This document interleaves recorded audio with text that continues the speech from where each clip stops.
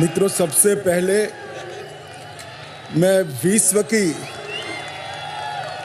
सबसे पुरानी भाषा तमिल में बात नहीं कर सकता हूं, इसलिए आप सबसे क्षमा मांगकर मेरी बात की शुरुआत करना चाहता हूं।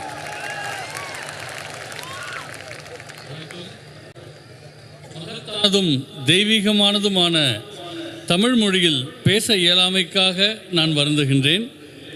అనివరకం మనం నిరంద మహాశివరాత్రి నల్వార్తకల్. అతి పురాతనమైన తమిళ భాషను మాట్లాడలేకపోతున్నందుకు చింతిస్తున్నాను. चरणों में प्रणाम करता हूं और मैं आज मनपूर्वक सद्गुरु के चरणों में भी प्रणाम कर मेरी बात की शुरुआत करता हूं. ஆதியோகியின் திருவடிகளுக்கு என்னுடைய வணக்கங்களை தெரிவித்துக் கொள்கிறேன். சத்குரு அவர்களுடைய திருவடிகளுக்கு என்னுடைய வணக்கங்களை தெரிவித்துக் கொள்கிறேன். आप सभी को महाशिवरात्रि की बहुत बहुत शुभकामनाएं. మహాశివరాత్రిயில் మీ అందరికీ మహాశివరాత్రి శుభాకాంక్షలు. मैं अपने आप को बहुत सौभाग्यशाली मानता हूं कि आज सद्गुरु के निमंत्रण पर मैं यहाँ आया. मुझे आदि योगी के दर्शन हुए. महाशिवरात्रि में महादेव की महिमा के महापर्व में शामिल होने का मुझे मौका देने के लिए फिर से एक बार सद्गुरु जी का बहुत बहुत धन्यवाद. సద్గురు గారు నన్ను ఇక్కడికి ఆహ్వానించడంతో నేను ఈనాడు ఇక్కడికి వచ్చాను. ఆదియోగి దర్శనం చేసుకున్నాను. మహాదేవుడి ఎంతో అద్భుతమైన మహాశివరాత్రి వేడుకల్లో నేను పాలు పంచుకుంటున్నాను. ఇందుకు గాను సద్గురు గారికి ఎన్నో ఎన్నో ధన్యవాదాలు. आज पूरे देश में सोमनाथ से केदारनाथ, पशुपतिनाथ से रामेश्वरम और काशी से कोयम्बटूर तक पूरा देश शिवमय हो चुका है. ఇవాళ దేశంలో అన్ని చోట్ల సోమనాథ్ నుండి కేదార్నాథ్ వరకు, పశుపతినాథ్ నుండి రామేశ్వరం వరకు, కాశీ నుండి కోయంబత్తూర్ వరకు దేశమంతా శివుడి అనుగ్రహంలో మునిగిపోయింది. सदगुरु जी, आज ही प्रयागराज में महाकुंभ समाप्त हो रहा है और आज यहाँ कोयम्बटूर में भक्ति का महाकुंभ मेरे सामने मुझे दिखाई पड़ रहा है. ప్రయాగరాజ్లో ఇవాళే మహాకుంభమేళ ముగిసిపోతోంది. ఈ రోజున కోయంబత్తూర్లో నా కళ్ళెదురకుండా భక్తి అనే కుంభమేళ నా ఎదురకుండా ఆవిష్కారమైంది. शिवरात्रि सिर्फ एक पर्व नहीं है, आत्म जागृति की रात्रि है. जब समग्र ब्रह्मांड शिवमय हो जाता है तभी शिवरात्रि की अनुभूति कर सकते हैं. మహాశివరాత్రి కేవలం ఒక పండుగ కాదు, ఇది ఆత్మజ్ఞానాన్ని పొందేందుకు ఒక రాత్రి. ఏదైతే శివుడి ఉపస్థితితో, శివుడి అనుగ్రహంతో ఉంటుందో అటువంటి రాత్రి. और पार्वती का मिलन का दिन है. आज ही शिव और जीव के मिलन का रास्ता भी प्रशस्त होता है और मोक्ष प्राप्ति का रास्ता भी आज ही भक्ति के माध्यम से खुलता है. ఇవాళ శివుడు పార్వతి ఒక్కటైన దివ్యమైన రాత్రి. అలాగే శివుడు ఆత్మతో ఒకటయ్యే రోజు కూడా, జీవాత్మతో ఒకటయ్యే రోజు. ఇది ముక్తికి మార్గం చూపించే రోజు. ఈనాటి రోజు సృష్టిలో ప్రతిదీ शिव सिर्फ एक వెలుగుతుంది. प्रतीक नहीं है, शिव एक कल्याणकारी चेतना है जो संहारक भी है और पालनकर्ता भी है. और दोनों की विशिष्ट भूमिका हमारे जीवन में होती है. శివుడు ఎంతో మంగళకారుడు, అలానే ఆయన లయకారకుడు కూడా. శివుడులోని ఈ రెండు మన జీవితాల్లో ప్రతిబింబిస్తాయి. शिव शंभू भी है, स्वयंभू भी है. शिव सत्य भी है, सुंदर भी है. शिव को भोलेनाथ भी कहते हैं, महाकाल भी कहते हैं और यहाँ शिव आदि योगी के रूप में विराजमान है. சிவபெருமான் శివుడు స్వయంభు, అలాగే శంభు కూడా. தான் தோன்றியாக அவர் கருதப்படுகிறார். శివుడు సత్యం, సుందరం. అలానే శివుడు భోళాశంకరుడు, మహాకాలుడు కూడా, ఎంతో రుద్రరూపుడు కూడా. ఇక్కడ శివుడు మొదటి యోగిగా, ఆది యోగిగా ప్రజ్వరిల్లుతున్నాడు. யோகியாக அவர் விளங்குகிறார். शिव केवल आराध्य नहीं बल्कि अस्तित्व का मूल आधार है। அவர் வழிபாடு శివుడు కేవలం మనం ఆరాధించే దేవుడు కాదు, ఆయన ఈ సృష్టికి మూలమైన వాడు. यह महाशिवरात्रि ये भक्ति और श्रद्धा की पराकाष्ठा का प्रमाण है, जिसमें असली अर्पण हमारा भक्ति के प्रति समर्पण है। மகாசிவராத்திரி మహాశివరాత్రి భక్తి శ్రద్ధల పరాకాష్ఠ. ఇందులో మనం చేయగల అతి గొప్ప సమర్పణ ఏదంటే మనల్ని మనం సమర్పించుకోవడమే. கொண்டாட்டமாகவும் திகழ்கின்றது. मैं सदगुरु जी के लिए भी कुछ कहना चाहता हूँ। सदगुरु जी, आपने ये जो स्थान बनाया है जहाँ हम सब आज बैठे हैं, वो केवल एक तीर्थ स्थल नहीं है, बल्कि योग, साधना, भक्ति, आत्मज्ञान और मुक्ति का केंद्र बनकर आज पूरे विश्व में उभरा है। సద్గురు அவர்களை பற்றி సద్గురు ఇక్కడ ఏర్పరిచింది కేవలం ఆధ్యాత్మికమైన ప్రదేశమే కాదు. ఇక్కడ యోగం, భక్తి, யோகம், ஆத்ம ఆత్మ సాధన, భక్తి உணர்தல் ஆகியவற்றுக்கான మన అంతర్ముఖంగా మనం చూసుకునేందుకు ఇది ఒక కేంద్రంగా సద్గురు దీన్ని సృష్టించారు. ईसा योग केंद्र ने योग और ध्यान के माध्यम से करोड़ों करोड़ों लोगों के जीवन में सकारात्मक सोच और सकारात्मक दिशा का उद्भव करने का काम किया है। ఈశా యోగా కొన్ని వందల కోట్ల మంది జీవితాలను యోగా ఇంకా ధ్యానం ద్వారా పరిణామం చెందించింది, సరైన మార్గంలో పెట్టింది. உலகெங்கும் வழிகாட்டி கொண்டிருக்கின்றது. आदि योगी की ये 112 फीट ऊंची भव्य प्रतिमा हमें अपनी आध्यात्मिक यात्रा के 112 मार्गों की अनुभूति और परिचय दोनों कराती है। ఇక్కడ ఉన్న 112 అడుగుల ఆదియోగి విగ్రహం మనకు ముక్తి మార్గానికై ఉన్న 112 విధానాలను, మనం జీవితంలో అత్యున్నత స్థాయి చేరుకునేందుకు, శివుడిని చేరుకునేందుకు ఉన్న మార్గాలకు సూచకంగా ఉంది. और हमें यहाँ आकर ही मालूम पड़ता है कि जीवन का अंतिम लक्ष्य शिवत्व की प्राप्ति करना है। ఇక్కడికి రాగానే మాకు అర్థమైన విషయం ఏమిటంటే, జీవితం యొక్క ముఖ్యమైన లక్ష్యం ఏంటంటే శివుణ్ణి ప్రాప్తింప చేసుకోవడమే. ईसा योग आज ईश्वर से युवाओं को विशेषकर ईश्वर से जोड़ने का माध्यम बन गया है। ఈశా యోగా కేంద్రం ఈనాడు ముఖ్యంగా యువకులను ఆధ్యాత్మికకు ఒక వంతెన వేసినట్లుగా వారికి ఆ విధమైన సంబంధం ఏర్పరుస్తోంది. व्यक्ति चेतना से ब्रह्म चेतना की ओर, स्वार्थ से परमार्थ की ओर और सेल्फ से यूनिवर्स तक की यात्रा की अनुभूति कर सकता है।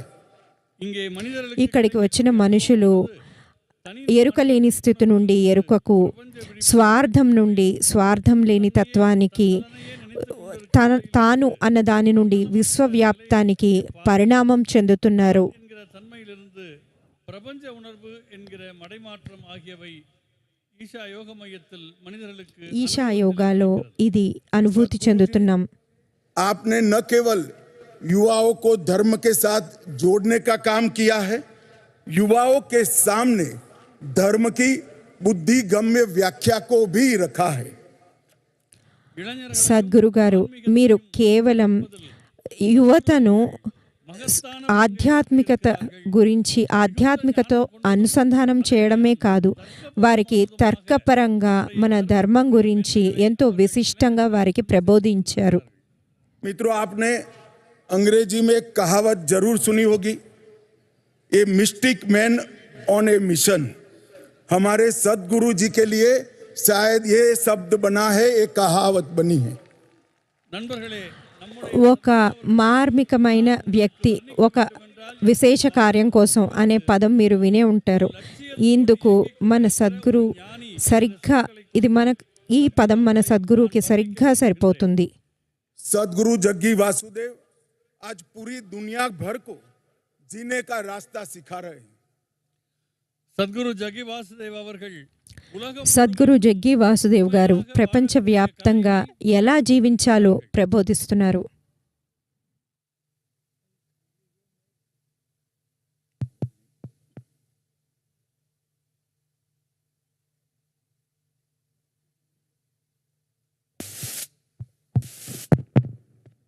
आपके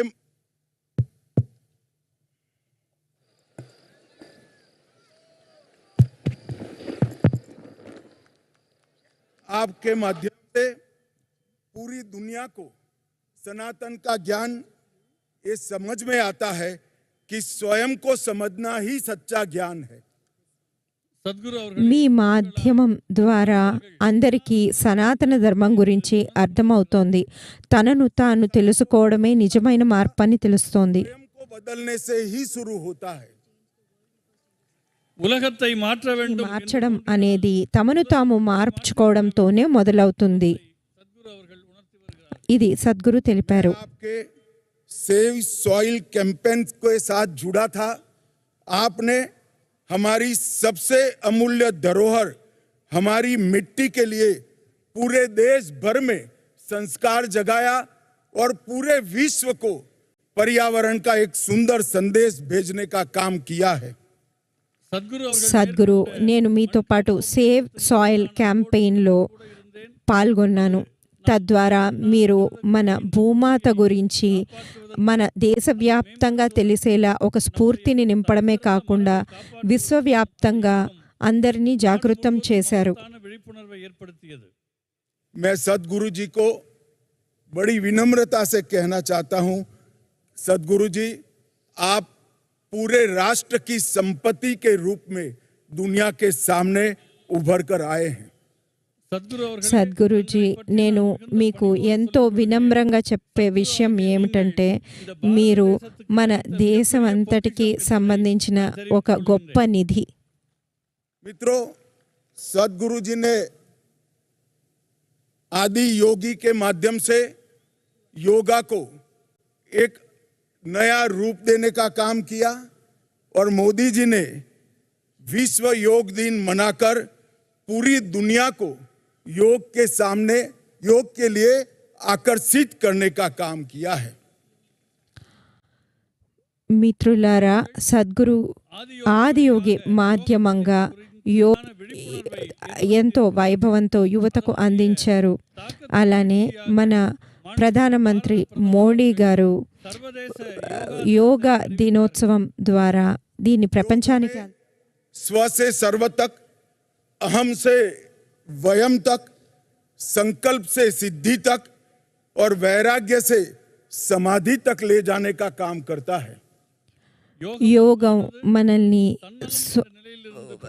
స్వయం నుండి విశ్వవ్యాప్తం వరకు, అహంకారం నుండి ఐక్యతకు, తీర్మానాల నుండి